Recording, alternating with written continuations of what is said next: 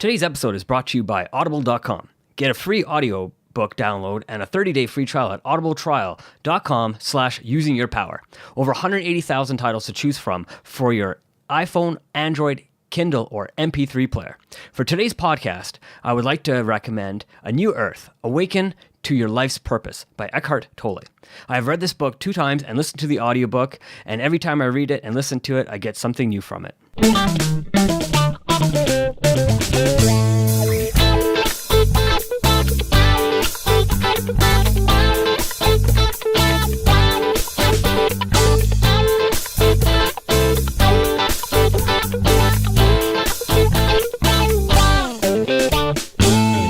Welcome to Using Your Power. I'm David Andrew Wiebe, and joining me is Maveen, Kaura. Hey Maveen, how's it going? I'm doing good, David. How are you today? I'm powered up, man. Yeah, how come?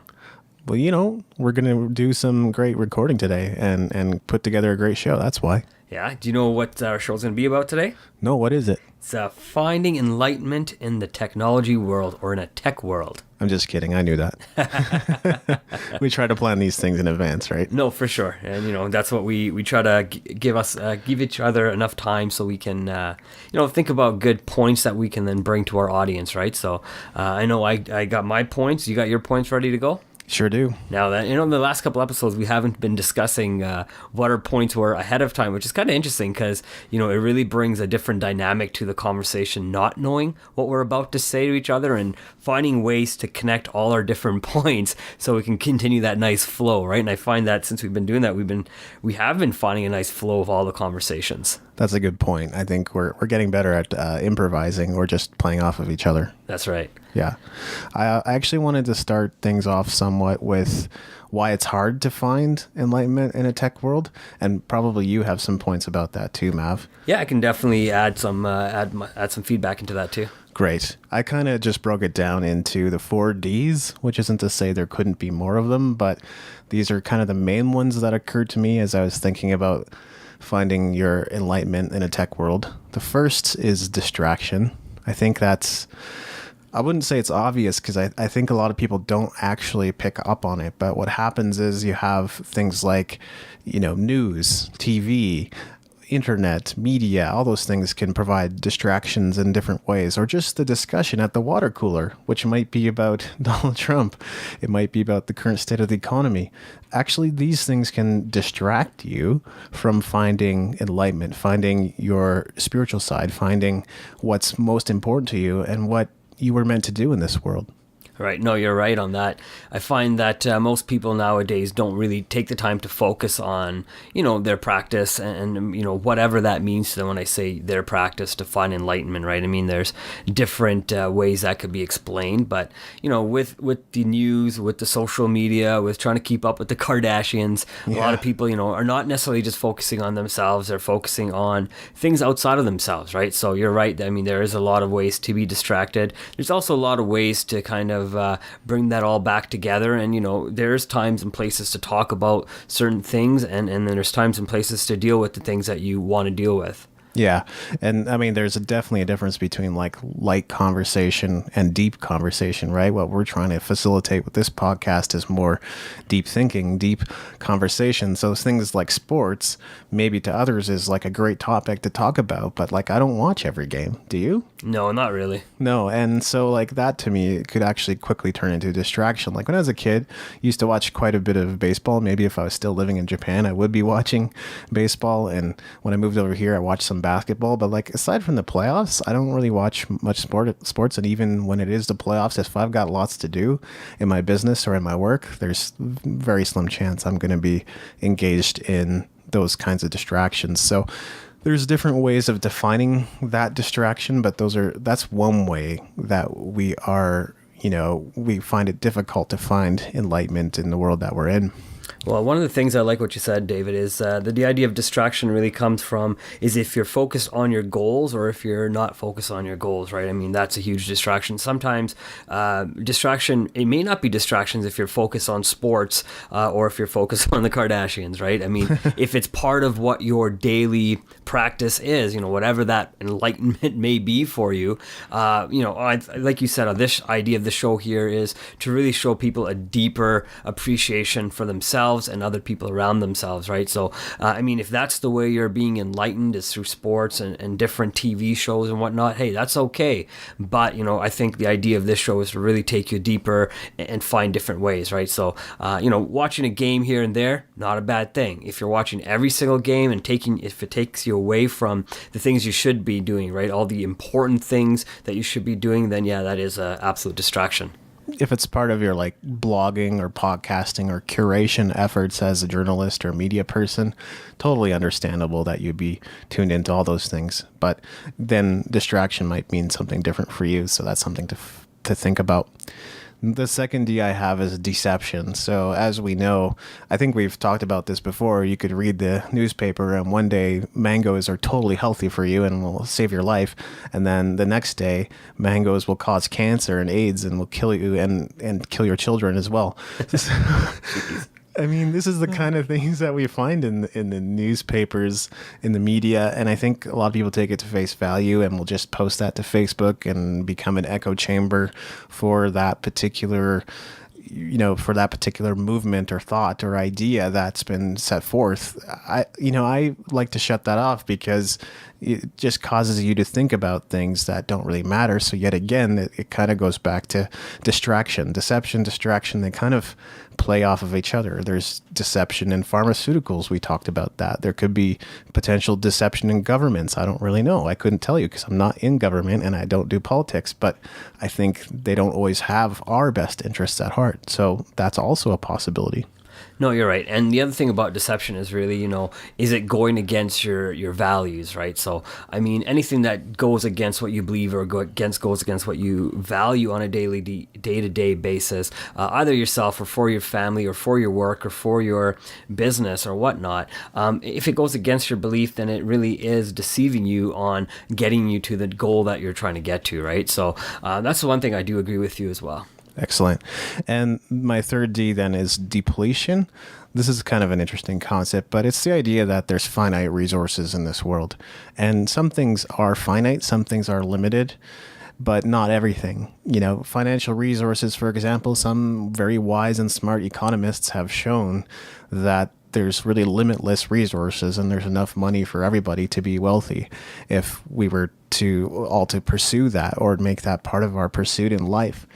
So depletion is something that causes fear because now we go, oh, I can't have that, or there's not enough of it. And it actually presents itself in many ways. I think in personal development or even in network marketing, sometimes they say, the spoils go to those who work really hard and go after everything and be a real go-getter and the leftovers are left to everybody else. And actually that could also be a form of perpetuating this idea of depletion in a way. Right. And, I don't know if there is a such thing as depletion because I do believe everything is created from within. So even energy, even, if you're feeling down, you can bring yourself back up, right? Yeah, sometimes it may take you longer, again, depending on how we view the word depletion and the meaning, and what we're attaching it to as well, right? But, you got some really good points there, David. You could also say, like, there's a depletion of spiritual energy. Like, if anybody's ever told you that, that's false. That's not possible, I don't think. And, so that's another way in which depletion could actually play its way out. And then the 4D, which I left for last, and there's a reason why, is disillusionment. After fear, after deception, after depletion, what sets in is disillusionment. The idea that I can't have mine, the fear that you can't achieve your goals, that you can't get to where you want to go in life. And I think that's a state that some people in control would rather keep us in, that state of disillusionment, because it's much easier to control people who are disillusioned versus people who are going after a dream and a goal. Right. And, you make me think about actually a fifth D is called disconnect, right? Because once you've been disillusioned, now you're completely disconnected from either people or your own principles and what you value, right? So I think that really does finally get you to the last point where people end up being, right? So, but if you fall into that trap, then, you hopefully can see yourself, falling into it and finding ways to get out of it as well. Disconnection, right? Because if you're disconnected from self, if you're disconnected from spirit or God, if you believe there is such a thing, if you're disconnected from others in the universe, then absolutely you will not find enlightenment, especially disconnection from self. I think that's a really dangerous one. So I love that point. And that's basically what I had to say about why it's hard to find enlightenment in a tech world. Well, that's, those are all great points, David. And, a lot of the points I've thought of here actually just kind of flow into probably one of the five or one of the four points that you've already made, right? So, one of the things that I came up with was putting away technology for a few hours each and every day, so you can actually focus into your practice, right? I mean, kind of going back to our social media talk that we did as well, a lot of times we're spending 10 to 15 hours a day on our phones, on our computers, on our TVs, on our tablets. Basically with some kind of screen. Yeah, with some kind of screen and some kind of electronic device, right? So if in order to be enlightened, again, depending on how you define enlightenment, I look at enlightenment as a way to get to know yourself as well as how to get to know other people, right? Because if you know self, you can then also understand other people. I know for me, it comes from a very Buddhist type practice, that definition for me. If you can understand a simple ant crawling on the ground and the feelings that ant would have, you can then also understand what the whole world would bring, right? And the type of feelings and what people go through, because it's the same thing that ant would go through, right? And most people don't consider an ant to be, having feelings, or would think there's a reason to consider that, because it's just a simple ant on the ground and it means nothing. It's not part of the big picture. But, if you really truly look into how that ant does fit into the big picture, you would actually understand that we're no different, right? So to me, that's one way of looking at it. But if you never get off of the social media, if you never get away from your phone and sit in that daily practice to maybe understand how we all connect to each other, I don't think that'll ever happen. I couldn't agree more. Did you have any other points on why it's hard to find enlightenment in a tech world? Well, I got a whole bunch of them, but do you have anything to say on that one at all? No, nothing more to add to it. I just totally wholeheartedly agree with it. Awesome. So the next point I had was, with the advent of social media and, being able to go on Google and really just find any information we want, finding enlightenment through technology has actually become a little easier, I think, as well, because we have the ability to grab scripture from wherever faith we belong to in an instant, right? So if I wanted to Google something from any religion, so from Christianity, from Hinduism, from Sikhism, from the Kabbalah, from whatever, right? We can easily jump on the computer, go on Google, type in Matthew whatnot or whatever scripture words and kind of want to get power and gain that insight from. You can instantly go on the computer and start reading about it and think about it, right? But again, it's about reading and thinking and actually understanding it and absorbing it to make your practice of enlightenment beneficial for you, right? Because even if you just read it and then just read it as words and don't think about it, then it's just words. Yeah, that's so true. And it is very easy to take things out of context and have them say whatever it is we mean to say. And that's actually one of the problems with the construct of religion. You ask 100 different people that are in the same faith, same religion, maybe even in the same denomination, and none of them are going to totally agree on every principle taught, every scripture taught, everything taught about that particular spirituality. So that's actually kind of a scary thing to me.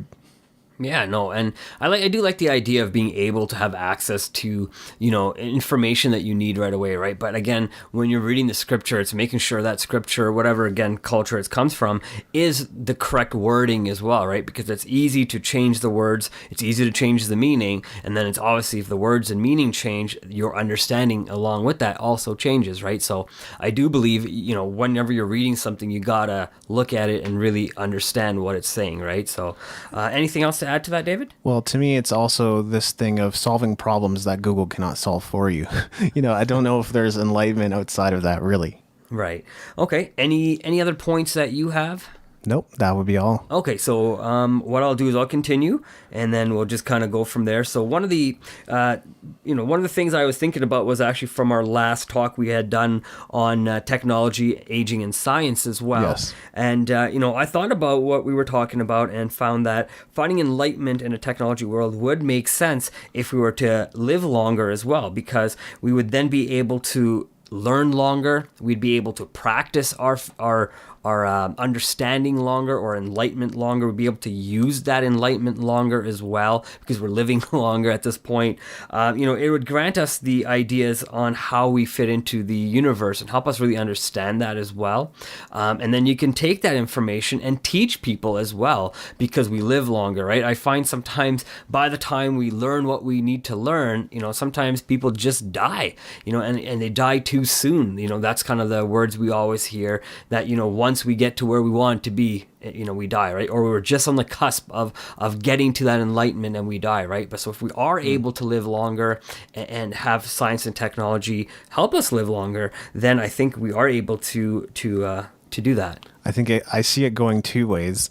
On the one hand, your spirituality could actually become very stale and very normal and very routine, to the point where it's not really bringing you the enlightenment that you're searching for. But on the other hand, maybe living longer would mean new seasons to life, and new seasons to life would mean the necessity for a new way of looking at things. And many spiritual gurus or thought leaders have talked about those different seasons in life, and what it is to be at those different stages. And they all kind of overlap at times, whether it's the lover, the warrior, or the sage, for the males out there. I'm not sure what the stages for the women are. Maybe they're the same. I don't know, but fair. And you make me also think about the fact that, it does take time for people to change, and to find enlightenment doesn't come in one day. Sometimes we have to sometimes go through all the crap that we've grown up with and filter through all that, square away all the things that we thought were right and maybe are right. For example, all the things that we know that are not right, we have to deal with those things, and those pain points can take a long time to square away, right? I mean, if someone had done you wrong, if you've been molested, for example, or if you've been taken advantage of spiritually or whatnot, those things take time, and we have to get through that. We have to find new ways to deal with it, and then find the enlightenment behind it as well, right? I mean, every lesson learned, if we look at it, does in actually carry some sort of positive lesson for us to carry forward into life, and then also teach others as well. it's kind of like our episode on I Am Not Your Guru. I think that's worth a listen if you have things that you feel that you need to deal with. Maybe even just check out the documentary if you want to skip that episode. We're okay with that.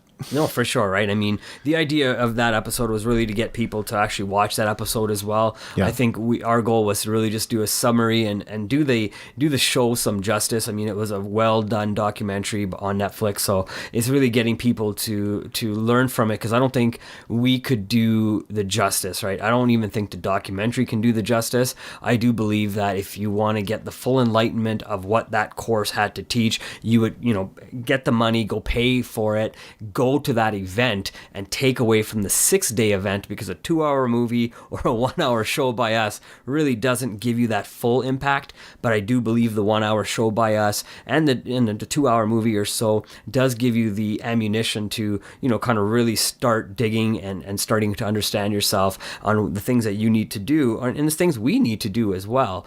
Not just our listeners, right? Because we're going through that daily struggle and daily improvement cycle as well, right? So, yeah, for sure, take a listen and see what you guys come up with and let us know. Mm-hmm. Another way I believe to find enlightenment, and this is just a personal belief, I think there's going to be different perspectives out there, and there's also going to be people that don't totally agree with this, is creativity.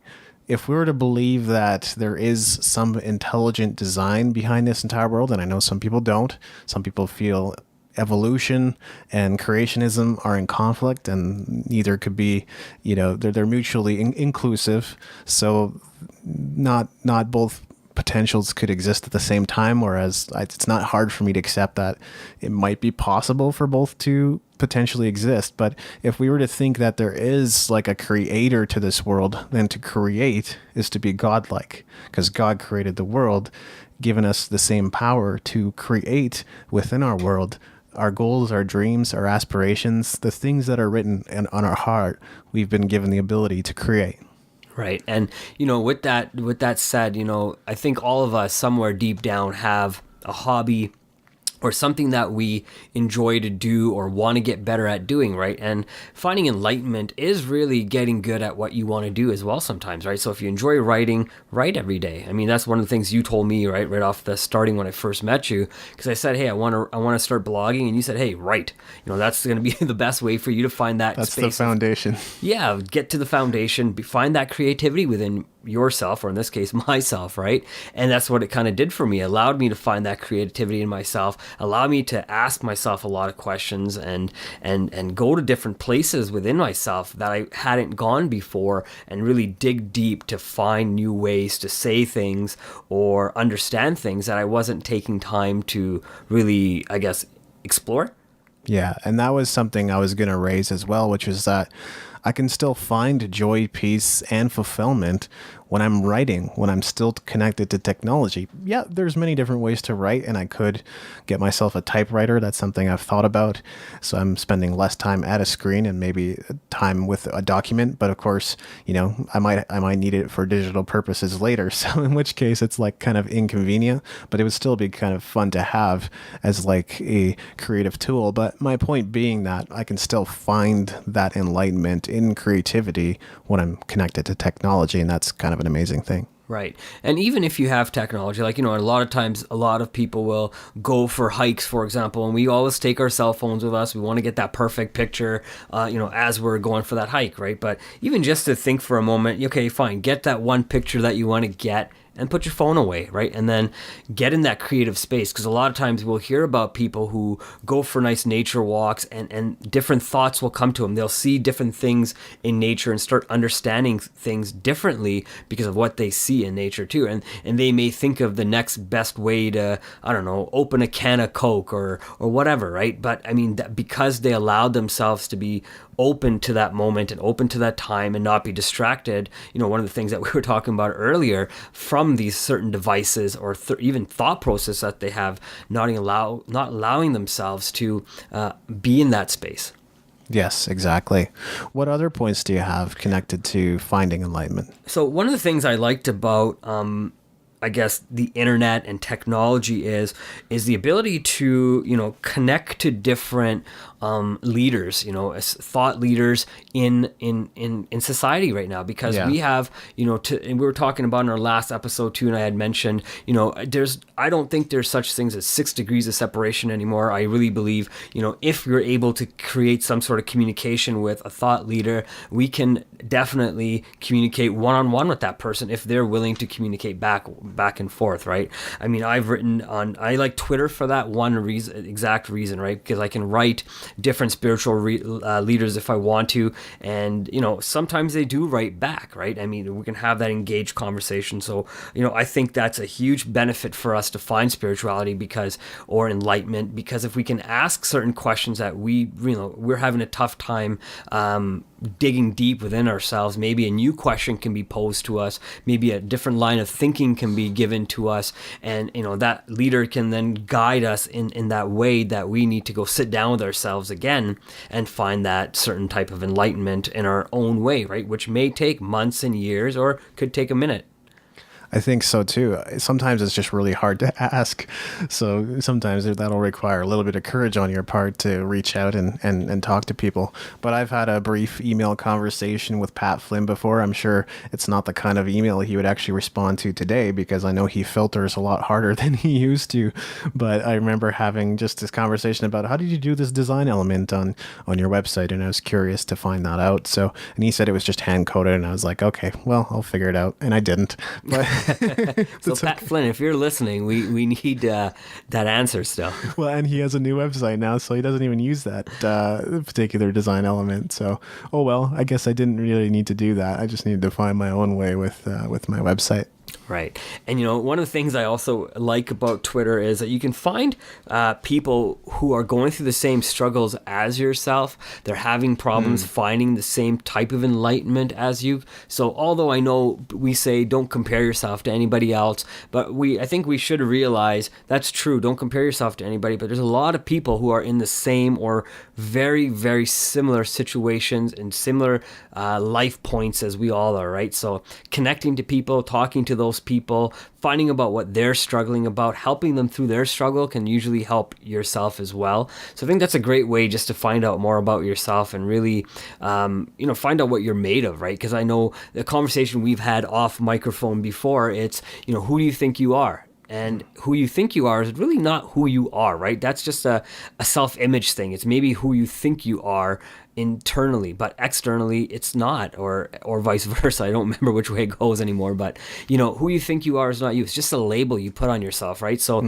I mean, a lot of people do that, and having conversations with people allows us to see those labels that we're putting on ourselves and see the labels that other people are putting on themselves. And if we're in tune to what people are saying, it'll allow us to open up our mind and then look within ourselves and say, what, I say that about myself all the time. I should probably stop. I always tell myself I can't do a good job. And even stopping that one negative, item or it gives you that thought. It now pushes you in a different direction, maybe a more positive direction. And that positive direction, once it's created into a habit, I think will create some sort of enlightenment as well. Not spiritual enlightenment necessarily, but will help you get to a place where you need to be mentally, maybe physically, emotionally, for your family or even for yourself. So like deliberately using technology to go and find others who are looking for answers to questions as well. That's really interesting. And I like that a lot. I also wanted to talk a little bit about purpose, because I feel like if you have a purpose or a vision or a particular mission in this world, it's a lot easier to connect with your spiritual side too, partly because I think the challenges you encounter, the challenges almost force you into focusing outside of yourself and look outside for the help that you need to go to where you want to go, whether that's help from God or the universe or help from friends and family. Now you're sharing some of your issues and some of your problems with your friends, and maybe they can help you or still help you see a different perspective, just like you said, Mav. So having those goals, having a mission, having a very specific purpose about what you're doing in life. And I'm not talking about finding your passion. I feel like that's a very different conversation. It's about pursuing a passion. No, you're right. And one of the things I liked about what you said was, talking to people. And in saying that, I believe you have to find the right people to talk to. I don't think everybody. So true. Yeah, I don't think everybody's the right person to speak with about your problems or things that you're trying to improve in your life, right? I mean, finding life coaches is kind of like, or finding a mentor sometimes, right? If you want to be a billionaire, should you talk to a millionaire? No, talk to a billionaire, right? If you want to talk to somebody with a successful marriage, talk to somebody with a successful marriage, not someone who's been divorced. Now, you can still gain lots of insight from people who have been divorced, because they can kind of tell you their story and kind of what happened there. And they can still teach you as well, right? So don't necessarily cut them out, because there's still lots of things to learn from other people's experiences, right? So there's something good to be said about that. And most, or not most, but I would say some success books definitely talk about that, right? Having the inner circle of your friendship or business partners or other people that you trust and believe in. And then not that I believe necessarily in like harshly categorizing everybody and putting them into groups, because that seems kind of insane to me and almost like dictatorish. But, still thinking a little bit about who your inner circle is, who you're letting in, who you're not letting in, that kind of thing. Right. Well, that's a great point, because when you let the right people in, or the wrong people in, they're going to affect the way you think, the way you react, how long it may take you to get enlightened as well, right? I mean, technology is not just the things that we hold in our hands or the things we sit in front of, but technology, I think, is also advancing the minds of people as well, right? So if we're sitting with people who don't want to advance the way they think and really want to sit back in that, 1700s, 1800 way of thinking, and not think way we think in 2016 and want to think in 2020 or future, I think you're going to get stuck there as well, right? So enlightenment is about knowing where you were hundreds and thousands of years ago, where you are today, and where you'll go later, right? It's kind of having a combination of all of those items and all those times and all those people, right? Because enlightenment is not just today, it's forever. Another advantage that we have is you can go and read a blog, you can go and listen to a podcast, get someone else's opinion or thoughts on a particular topic or subject, explore many different viewpoints, maybe ones that wouldn't necessarily entirely match up with yours, challenging yourself a little bit, especially when it comes to enlightenment. I think that's good. It's about expansion, not a process of shrinking and becoming more closed-minded to the possibilities. I don't know if enlightenment can be found that way. I think we are designed as human beings to expand and continually expand and grow. Well, and one of the things that you did for me when I first started off wanting to learn how to blog and learn how to, even podcast right now, right? You sent me links of other things to read and information to read about. So, to find enlightenment, there's so many different websites out there, right? So, and there's a lot of thought leaders out there. So we can actually go to different websites, that have the thought processes of people like the Dalai Lama, the Pope, Desmond Tutu, Deepak Chopra, Paulo Coelho, Thich Nhat Hanh, Eckhart Tolle, all the different people. And that's just in the religious side of, but then we got business people, and then we can go and get enlightened from the business people and be the best at what we do in business, right? And still be humane and still be giving and still be the type of person we want to be by incorporating all the different teachings and learnings we can do from all the different people, right? Nowadays, if you really start thinking about it, every single person you talk to during you using your technology or not using your technology, every conversation we have with somebody should be hopefully an enlightenment moment, or at least some sort of moment that might make you say, huh, yeah, you know what, that's true, or I never thought of it that way, or, that guy doesn't know what he's talking about, but then give them the information so you can show them why you believe that, and that might open up a new conversation that continues it, and then that person brings you another piece of information, say, hey, well, have you ever considered this? And then you look at that and say, you know what, no, I haven't, and you're right, or no, you're wrong because have you looked at this? And you continue that conversation to help understand each other. Again, that can only be really done sometimes with the right people. That can't be done with everybody because there's a lot of closed-minded people out there as well. And those aren't necessarily not the people we're talking about to help you move forward in enlightenment either, right? You got to find the right people for you. And I would love to hear your thoughts on this as well, Mav, but I'm kind of thinking like enlightenment within this lifetime is not possible, but although we can find those moments where we go deeper into our faith or beliefs or spirituality, and we can discover more things and more truths about who we are from a spiritual perspective and maybe even from a physical perspective. I'm not sure we ever achieve quote unquote enlightenment until we die. Well, and that's a great segment, I think, for another conversation down the road. I think that's wonderful because, it's not something we can just discuss in about a few minutes conversation, but I'll definitely attempt to put in a little bit of thought process into that and at least some of my upbringing into it, as well as maybe some of my spiritual reading in it and whatnot, right? And just even like listening to different authors on the topic. But, there's a thing of reincarnation, there's saying that we keep coming back until we finally reach enlightenment, so we're at this perfect state of understanding everything, right? So, and then you'll keep coming back and keep coming back, and you'll keep learning and keep learning. And if you didn't learn and you ended up doing something dumb, then, like killing somebody, for example, then you come back as something else until you learn not to kill somebody. Then when you learn to not kill somebody, you'll come back a little bit better again, and you'll continue through that cycle, right? I know in Buddhism, they say we've lived as many lifetimes as it would take a bird, if I can remember this analogy correctly, a bird flying over a mountain with a silk scarf in its mouth, the mountain being 5 kilometers by 5 kilometers and 5 kilometers high. So however long it would take the bird to, every 100 years going by this mountain, just going over the mountain with the silk scarf, however long it would take that bird to wear down the mountain, that's how many lifetimes we've already lived. So thinking about how long that would take, it could take forever. If you really think about that, would take forever. That we're continuing that enlightenment process today, even.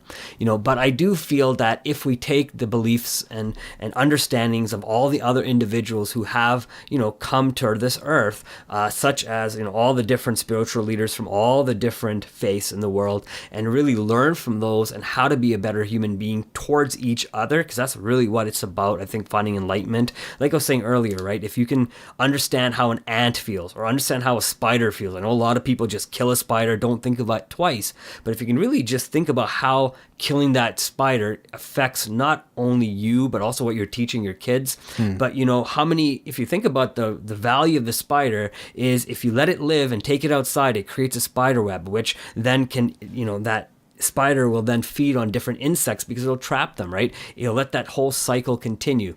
Maybe not big to anybody, but it's huge to the spider to live, to be able to do that, right? It's got to feed. Maybe it's feeding its kids, I don't know, right? It's teaching, and maybe they have to go out and learn themselves. But I think if you can start understanding little things like that, you'll then see what the value of this is, right? Like more and more as I'm talking, I'm actually thinking about, vegetarianism versus, people eat lots and lots of meat, right? Really thinking about what those animals go through and what we're actually putting our own bodies through because of, we're ingesting all these different animals, right? And then really going down to the idea of, is having a plant-based diet or a meat-based diet, maybe another talk someday, but really understanding how you fit into that and how that fits into your life, I think will help you understand how you impact not only here and you, but your environment as well. Hope that answers a little bit of it. That's really fascinating. I loved it. And Ralph Smart always says health is wealth, to your point. At this point, I have a bunch of words that I wrote down because these are the kind of things that occurred to me as I was thinking about enlightenment. So we could kind of go through these rapid fire. The first is just quietness. I think it's really hard to hear what's written on your soul if you don't spend some time in quiet alone, constantly hurrying and rushing around and trying to get things done and going back to your to-do list, or just having TV and music on all the time. It's great to have that kind of entertainment, but you also need some quietness in your life aside from like sleep time. Right. And, and one of the things I do like about that is not necessarily quiet doesn't mean meditation. I don't think that's what you mean only, right? I'm going to get to that, but... Right. So I think quietness also means, going for a walk by yourself. I think quietness also means not putting on, headphones while you sit on the bus or on the train. It means taking those headphones off and really being with your thought. It's hard to be with your own thoughts when you have music blaring into your mind and telling you about stuff, or listening to other podcasts, even including our own podcast, and listening to us. We're not saying that we don't want you to, but we're saying, maybe one day a week, spend that moment on the train with yourself and really with your own thoughts, and maybe hear what other people are saying if it's positive, and maybe open up a dialogue and see what kind of cool conversation you can come out of it. I've done that on the train when I used to take it a lot, and just kind of see what other people had to say and really try to push people's buttons a little bit but it helped me understand where they were coming from, right? Which helped me grow and helped me see things differently than I used to, right? So yeah, I love it. And the next word that I had, and it's kind of connected, I think it's all connected. That's why I'm doing it rapid fire, but stillness, which is not the absence of movement necessarily, because you can be walking around. I'd say like if you're exercising and pushing really hard, then that's not really being still, but you could maybe walk or take a light, walk down to the trail and sit on the bench for a while and just be still. And I think that's a great way to connect with the source of the universe. I think you're right. And watching things that are still, right? So just sitting at a bench, for example, like you said in your example, sitting at a bench, maybe watching the pond, watching the ripples of the water, watching that stillness, watching the way the wind works that water and just moves that water, or watching a tree and just watching the leaves kind of in the app, just watching the leaves move and stuff, and watching the birds. That's all stillness as well, right? Although things are moving, you're still, but you're watching how, if you could take yourself out of the picture, how things would still exist, right? And when you can take yourself out of the picture, not only do you take your ego away, but I think you also then start understanding what enlightenment really means. If you are not in the pictures, things still continue. Exactly, because you can never be perfectly still. I mean, you are made up of physical vibrations. At least that's what quantum physics tells us. And if you're made up of vibrations, vibrations are constantly moving. So you can't be still and not have those vibrations and move. And that's why people talk about law of attraction, because even when you're not moving, there is movement in a way.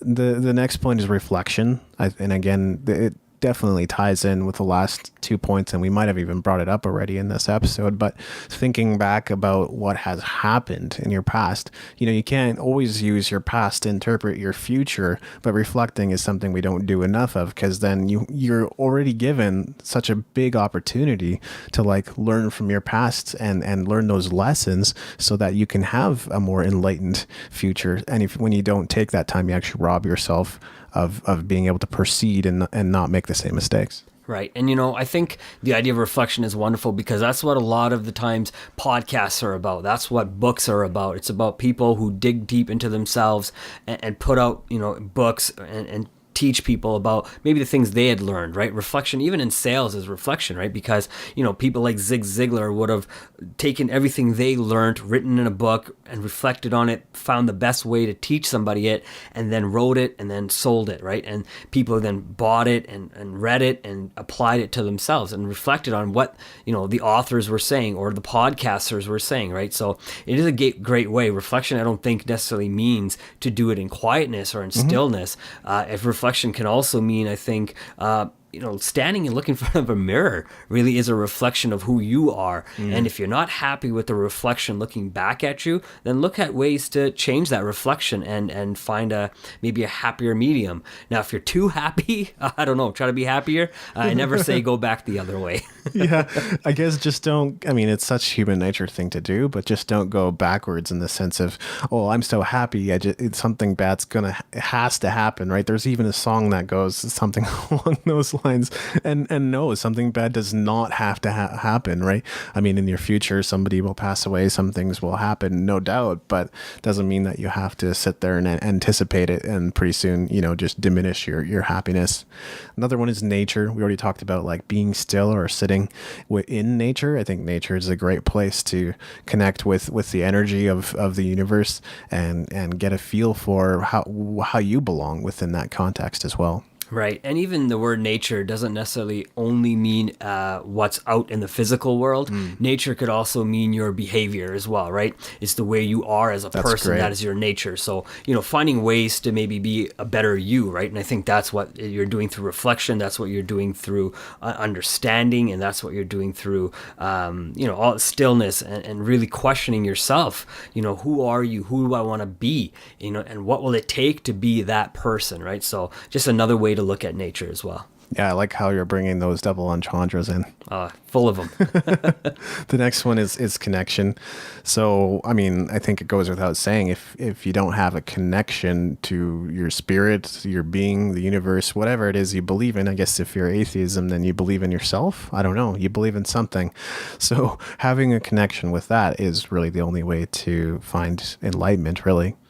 And finding a connection to people, I think, as well, right? Yes, so, absolutely. Yeah, for sure. And I know you didn't mean to leave that out. No. It's a huge one too, right? But I think once you find the connection to the right people, try to keep those people in your life and understand why they want you in your life, in their life as well, right? Because there's a connection, and kind of going back to what we were talking about earlier about reincarnation, I do believe that if you're connected to somebody thousands of years ago or hundreds of years ago or even 10 lifetimes ago, you'll find a way to reconnect to those same people again, right?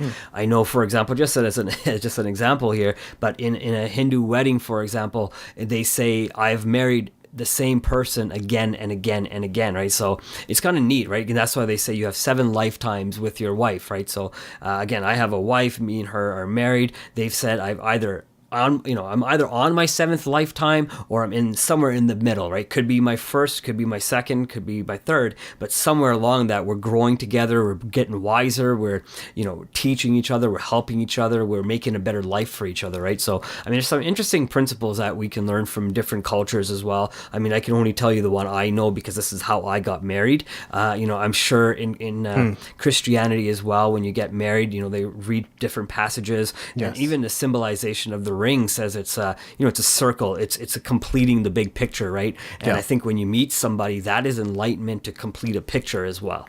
Absolutely. Having that support is such a huge thing. This is where I wanted to bring up meditation. And I've meditated the last couple of days. And I have to say, like, you can exercise one day, you could meditate one day, you could eat healthy one day, you could listen to healing music one day. But to do it all on the same day, Maveen, I have to say, like, for me, that's fast becoming a life-changing thing, because now I'm thinking more in terms of enjoyment. And when you think in terms of enjoyment, which I kind of left out of my words, but now I'm thinking it's really important. When you connect with what you enjoy, you're actually connecting with who you are and who you're meant to be and what you're meant to do. No, you're right. And, one of the things is too, right? I mean, you can do all those things. It is definitely not easy. I mean, no, it's not easy to get there. Like, certainly is a path to follow. That's right. And I remember listening to stuff by like Deepak Chopra, and he would say, he gets up at 3:00, I believe, in the morning to start his meditation. I believe he's in meditation for about 2 hours a day before he even starts his day. So by 5:00, now he's starting his day. He's been up for already 2 hours in meditation, learning about himself, potentially, focusing on a scripture, maybe on a problem that somebody else had. It's not enlightenment is not about focusing on yourself always. It's also about helping Yes. other people, right? So, I mean, looking at different ways he does that, right? He keeps But I everything. would argue that if you are doing something that you enjoy, then you probably are helping people too. Well, exactly. And I think you're right in that, but I think in order to help other people first, you got to help yourself, right? So Yes. You can't help anybody if you still have those same problems, right? So I think with him, from my understanding is he'll get up, he'll meditate, and then he may still work out. He may still find that. Now, again, he may have more time than the average person, but he's worked for that, right? And I think that's what the idea is for both of us, as well as all our listeners around the world here, is to see that you can also have those same accomplishments, right? He's I don't know how old he is and how long he's been meditating from 3:00 for 2 hours a day, but he had to build that slowly, right? Just like you said, you start with maybe a 15-minute, maybe a 5-minute sit down and just try to sit there and try not to move. Don't breathe. Don't breathe. But, I mean, don't breathe. Like, don't do breathing exercises. What I meant to say. Just sit there for 5 minutes and see if you can do it, and just even sit there. And then move it to 10 minutes, and then start incorporating breathing exercises. Then maybe start, as you get better and better at it, make it a life choice. But if it has to be a chore, you're not going to do it. And I have a friend, Lewis, who also meditates, I think 4 hours per day. He says he's a wealthy man, successful man. He has a video production studio as well as an audio and like music production studio. I don't know if there's a correlation or not, but clearly it's worked for him. Right. Well, and a lot of different, podcasters that I've listened to that have also interviewed lots and lots of people. It's huge right now, isn't it? Yeah, that's the one thing they say, right? And if you look at meditation, it's been around for thousands of years in Eastern culture, right? So now it's making its way to the Western culture, where now Western society is saying, oh, look at this new thing I'm doing meditation, right? It's changing my life. But people in the East have known about this for thousands of years, and they don't use meditation in the same way I believe we use meditation. No. I think a lot of times it's taught to people from a very young age, or they're at least witnessing it from a very young age. I know one of the things that I've told you about is, like, my dad, for example, he prays, he has his own temple set up in his house and my mom's home, right? And they go downstairs and they pray and they meditate, in the morning before he goes to work. Sometimes he does get up at 3:00 and he has his own meditation practice, again, depending on before he goes to work. He has that, he made that a practice for himself, and he finds ways to continue doing that because he's made it important to himself, right? I think it's worth talking about from the perspective of it doesn't have to be spiritual if you don't want it to be. Meditation could simply be this healing, relaxing process that brings more calmness and awareness and peace to your day. And even if you only use it in that way, that's totally valid, I think, too. No, you're right. And it doesn't have to be spiritual. I'm only saying it based on the examples I've seen in my life. But you're right. You can use meditation just to breathe better. If you have asthma, you can technically use meditation to bring your breathing and bring it to a better place and learn how to breathe again, right? Properly. And, if you I used to suffer from ulcerative colitis.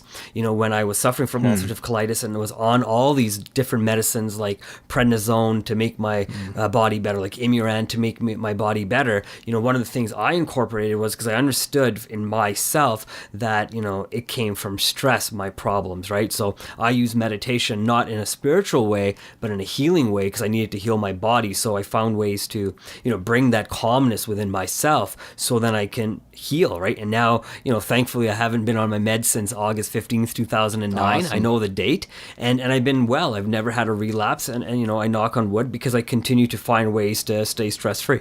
Yeah, meditation is also great for anxiety, and I can attest to that. There's two more words I had. One was journaling. So simply taking the time. I think a lot of people will journal and just say, this is what happened today, right? And that's okay if that's where you're starting from. But I would suggest, asking yourself questions so you can dig deeper into yourself. It's almost like this psychological process, right? Where you're trying to figure out where your thinking is wrong. Because if you're feeling something on the inside, but you don't know what it is, journaling is about the only way you can reflect it back to yourself, unless you're going to go have a conversation with a psychologist. So that's the only other way. One way to heal ourselves is through the practice of journaling. Of course, if you have faulty thinking and you answer yourself with faulty thinking, then you're just digging a hole of faulty thinking. So sometimes an outside perspective is still very much needed, but I think we can find considerable enlightenment and understanding of ourselves through journaling. Right, and I love that. And it's so true, right? There's two things that I thought of. One was, use a pen and a paper to journal. I think it's the best. It's your true, it's your real feelings being written down. I mean, in this technology world these days, it's easy to use a program like Word and just type it out on the computer, right? And what your thoughts are that you want to write down, right? And I really would, recommend people to try journaling with their pen and paper. If it's not something that you like to do, okay, you know what? I can't stop you, but give it a try and try it out for a month and see how you like it, right? And I think it will change your world. And the other thing I like about journaling is based on a word that we used earlier was reflection. You can kind of write down what you felt today and go back to it and see what you were thinking maybe 6 months ago, 8 months ago, 2 years ago, and see, have you made improvements in those areas in your life that you were wanting to, right? Because a lot of times, we'll journal every single day and we'll journal about different things every single day and we'll forget what we wrote 2 weeks ago and we won't focus on those things. But so for going back and rereading what we wrote and what we thought and staying in that thought process until we've, mastered it, that will definitely help bring you to the type of enlightenment that you may look for. That's fantastic. And one last word I had was awareness, the power of now, right? Being aware of who and where you are right now. Are you in pain? Then what is the pain? Well, you can't really figure that out without, using some of the techniques or ideas that we've already talked about, or to just bring more awareness to it. Try not to escape, try not to cover it up, try not to medicate in some way. Instead, bring your awareness to that pain so that you understand what that pain is. Are you feeling happy right now? Why not amp it up? Feel even happier, feel ecstatic, feel excited, feel great, feel unstoppable. And those are the kinds of things that awareness can bring to your inner world. Wow, you know what? You gave some great examples. I'm not sure if I can give any more examples, but I do like the idea of awareness because the more you know about yourself, again, same principles we talked about already, the more you can understand other people, and the more you can understand other people, the more you can, heal yourself, heal them if that's what they want. But if not, at least you can find the right people, right? And I think being aware of who you are is probably one of the most important things. I think, with the way technology has grown shown to be so important to people's lives, and I put that in quotations, the word important. I think we forget that sometimes we are more important than technology. I know one of the things that we've talked about was the science and the aging and stuff like that too, right? So you can be aware for longer periods of time, but being alive longer doesn't matter if you're not doing something with that as well. Right. So actually, I had this. I guess I've been resting a little bit this weekend. I took Saturday more or less entirely off, and then on Sunday I actually did a little bit of work. But here was like an important realization that I had, and I do feel like it was a spiritual insight, which was it's not about necessarily the quantity of rest, but the quality of rest. If the quality of the rest isn't good, then we can't actually recover. We can't actually rejuvenate. We can't recreate. And that I mean, it's right in the word. We need to recreate ourselves so that we're able to do the work that we need to do in the week ahead. Right. And I think you said it right. Sometimes I think in this society we're overworked, sometimes 10 to 15 hours in front of social media or some sort of media all day long. And it's not restful at all. No, not at all. And, they say, whatever you are watching or thinking about before you go to bed is really what you wake up thinking about as well, right? So if you go to sleep, watching a horror movie, you might even dream about that while you're sleeping. And is that really restful to your mind, right? I mean, you also want to, I know I love having dreams personally, but I like those days I don't have any dreams that I can remember because I personally feel that maybe my mind had an opportunity to relax, right? Now, again, I know my brain is dreaming all the time when I'm sleeping, but I find when I'm dreaming, maybe, and I remember it, my brain might be overworking sometimes, and when I can't remember it, maybe it's not overworking, right? So, like you said, it's finding that moments of rest period when you're actually resting. So try to get an 8 hours of rest and have physically 8 full hours of sleep, right? Don't just get up in the middle of the night, start typing on your social media, go back to sleep because you heard your phone go off, right? Sleep. Yes, exactly. One example I love to bring to that is, one of the things that I've tried a few times and it can work pretty well is like going to sleep with the idea of solving a problem in your mind. So something like you might have played the game Braid. It's a popular independent game. It's a puzzle game, and some of the puzzles are pretty hard to figure out. I guess some people said they were easy. Maybe I'm just not spatially oriented, but I'm learning.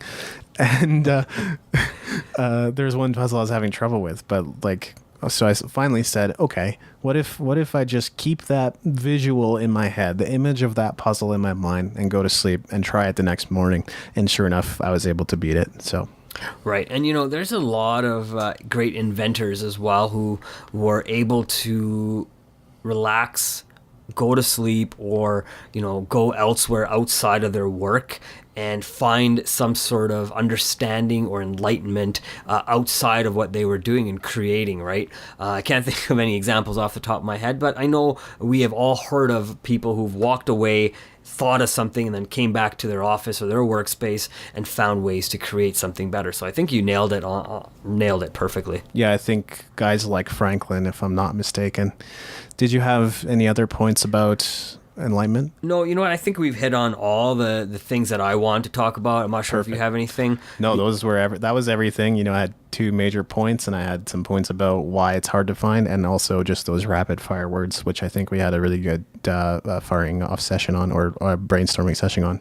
Yeah, for sure. And and it's given our listeners an idea of kind of the way we think. A lot of the talk is spontaneous. It's not a lot of it is rehearsed. We just kind of write our points ahead of time, and then we bring them to the table, and we kind of use what the other person's saying to think deeper about in the moment about what to say next, right? And still have an understanding of what we're saying to each other, as well as maybe what the listeners are also taking in from what we're saying as well, right? So, whenever you're ready, we can go ahead and maybe wrap this up. So maybe what are some of your final thoughts?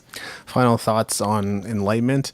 Well, I don't know if you can find it 100%, but I do know that you can grow spiritually. Otherwise, why would we talk about it as something that you can grow? What are the 5 big things? There's family, there's finances. I don't know. There's a few different elements that people always talk about when it comes to areas to grow in, and then spirituality is always listed as one of them. So I think thinking about how you can grow spiritually on a regular basis, on a consistent basis. I know when we make it consistent, now it sounds like homework, but I think that's really the only way to continue to grow regularly and frequently and consistently. So, Right. And I like the idea of consistency because that means that you've made it a part of who you are. So if once you start looking at it as it's not homework, but it's truly who you are because you've made time to make that important to your life, that'll be huge, right? So it kind of lines up with what I was trying to think as well as of what finding enlightenment means in a technology world here. It means finding that consistency, it finding that ways to, find that enlightenment that you want. It doesn't have to be spiritually. I mean, a lot of times I believe we are taught that it means spiritually, but enlightenment means anything that to me, it just means understanding, right? It's finding an understanding where you can understand other people, understand other things. So kind of exactly what I said to, understanding an ant. If you can really understand what an ant goes through, what the life of an ant is, if you can pull yourself away from your phone for a few minutes and think about it, you will really start seeing things differently, right? And I think that's what enlightenment really means in a technology world, is being able to see things differently than you see today because you allow yourself that time to do so. Yeah, it's like that brainwave I had over the weekend. You'll have many aha moments. And what Wayne Dyer says is true. The world changes when you change the way you look at things. So you've been listening to Using Your Power. You can find us at usingyourpower.com. We look forward to reading and answering your comments. Thank you so much.